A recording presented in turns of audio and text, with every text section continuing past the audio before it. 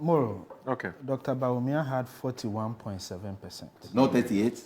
41.7%. Or it's not 38? If you are to round it, that is 42%, not 38%. Oh. That's a fact. Now, Moro, we have some. I've always known that I was 38. We have some. We have some figures numbers to guide us. Okay. In 2020, President Mahama got 6.3 million. In 2024, he got 6.4 million. We rather declined by 2 million. That 2 million had a decision either to vote for President Mahama, to vote for Cheddar, to vote for Alan, or to vote for any other candidate. But the fact remains that 2 million didn't vote for anyone. You get the point that I'm making? In fact, I get it. the total registered voters, I think, was almost 18 million. But the actual voters were just under 12 million.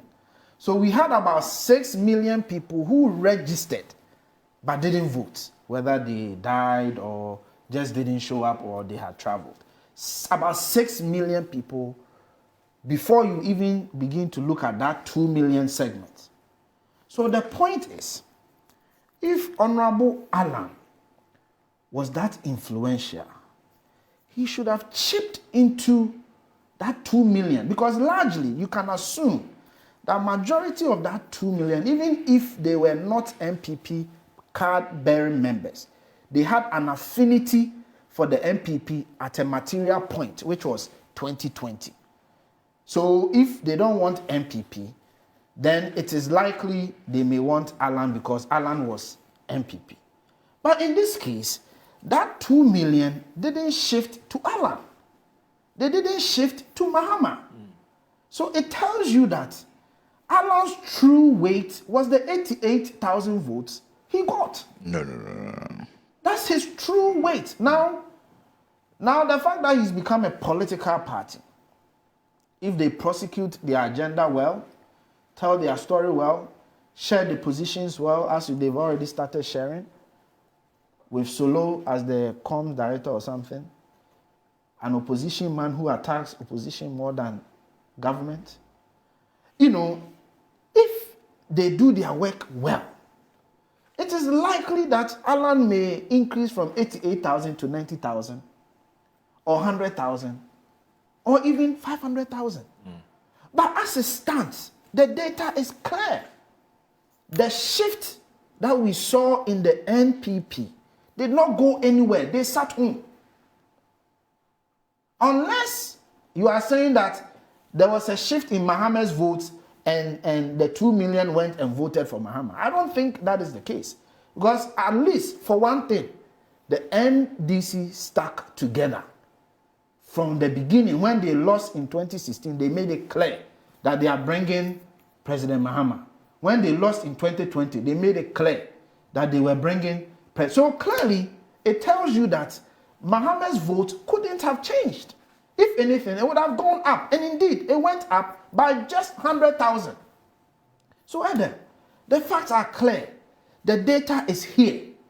Alan's true weight as of 2024 is 88,000.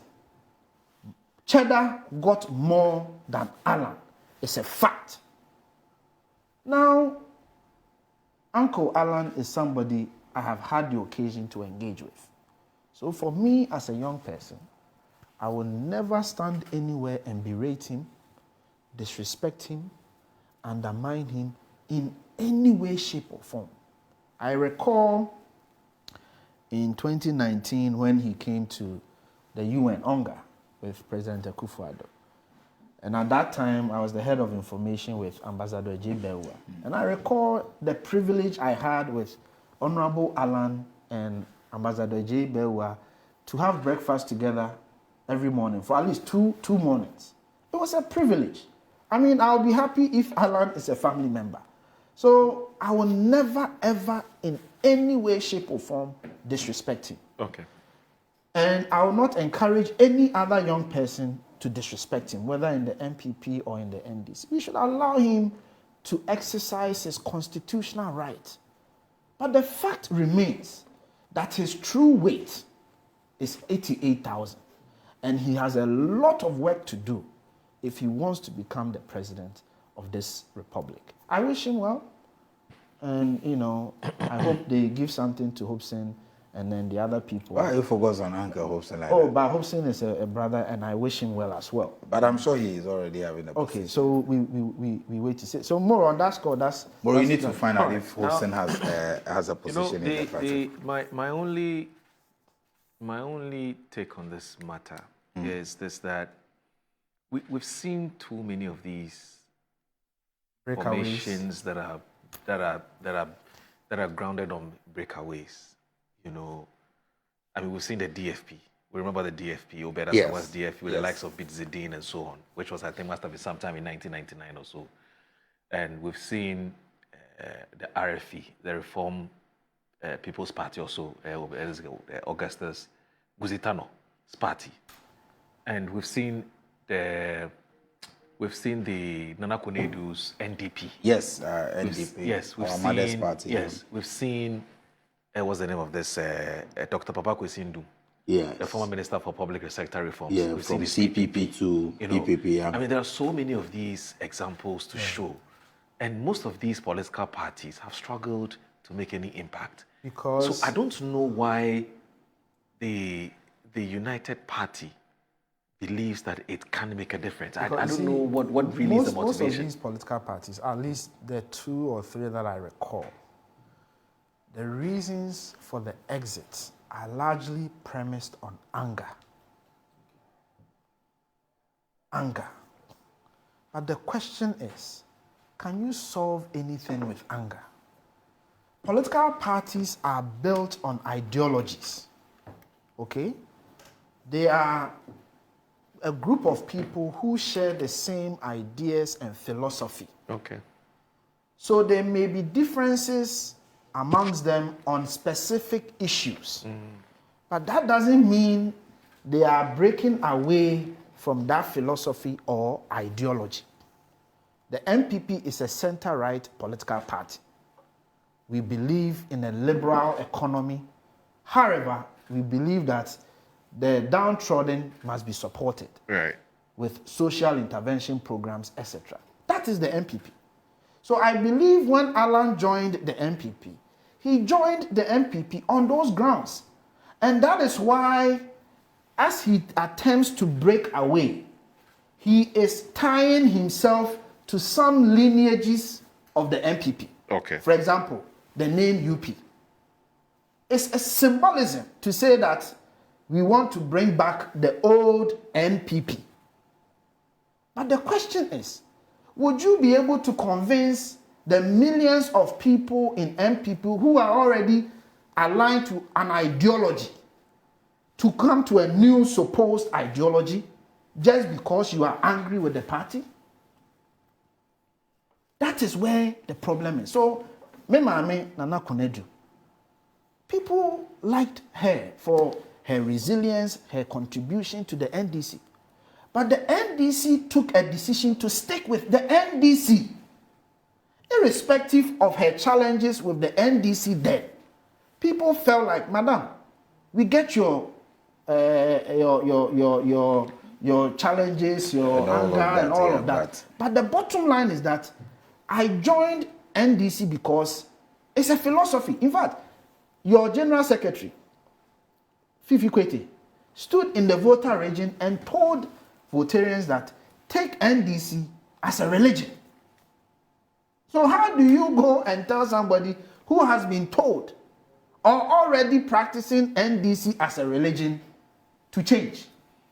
The trick here, the trick here though is that, you see, and I think on this score, the Alan and his team have been very smart. Okay. The trick here is also about the branding. So they say UP. When you talk to a lot of MPP folks, MPP sympathizers or supporters or Cadbury members, because the three are not the same, they will tell you about how they are they are intrinsically linked to the UP tradition. Yeah, and they'll even tell you their stories. About their fathers. How they were jailed. Good. And so on and so forth. Yeah. Now, if somebody has a challenge with the MPP today, okay, and like we've seen the case of Solomon and Co. and Korinobi and Co. have decided to abandon ship and have joined a new political organization. If they have a problem with the MPP today, don't you think that their nearest bus stop that will be heading towards will be this UP? And I'm telling you, you don't think so? I'm telling you that you actually answered the question. Look, I have a man in, I think, Offenso. He's 84 years old. He's a blind man. Somehow he managed to find my number because he listens to me on Peace FM, etc. Then he tells me stories about JB Dankwa, blah, blah, blah, blah, blah, blah. That man sometimes will call me and lament about issues in MPP. But when he does that, he's quick to reference his sufferings, telling you that his sufferings weigh more than the current challenges confronting the party. Do you get what I'm saying?